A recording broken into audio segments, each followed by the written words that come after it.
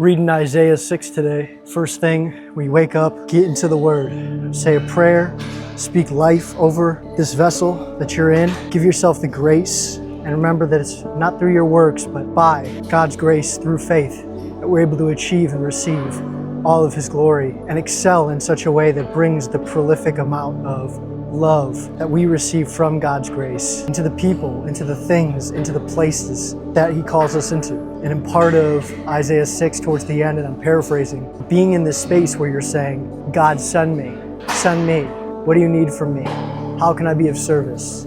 What's next? It really requires you to do some introspection, to part ways with your ego, to move in obedience, to do things that cost you your identity, to release the things in your life that are no longer of service in the way they once provided value, so that God can give you everything that you've prayed for and then perform exceedingly abundantly over all that you can possibly imagine. Something that's fueling this workout right now, that and the Belonging Code worship team, excellent job of bringing the Spirit alive. I can feel the Holy Spirit move in them when they sing, when they prophesy, and when they move. So just having that go through and let that be the gateway into this vessel as I'm channeling the love and inviting God's grace in this space, man, it's prime for your best performance, but more importantly, for the best possible version that others can experience God through. I'm feeling right now the Word alive and active as it travels through the course of these veins. We're all called to ministry. We're all called to be preachers and leaders of the gospel as believers,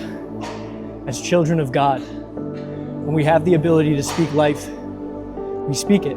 As long as this vessel can receive air and be one in the awareness that we call this life experience, the consciousness that flows within us, the Holy Spirit can move through us in such a way that glorifies His kingdom. And it doesn't take anything more than you being open, allowing yourself to be somebody that people come up to, ask questions, be vulnerable, be human, let people know it's okay to fail, make weird faces. Just remember that it's His word, it's all for His glory. And when you can take yourself out of the equation, there's a liberation that comes in.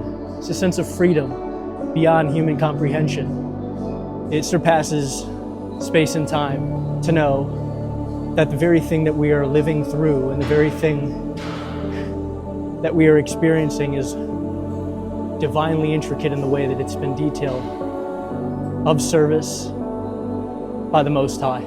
And it just gives you this presence and this space to be free-flowing, creative, taking advantage of opportunities, not for independent exploration, but for prophesying in kingdom glory, knowing that what we're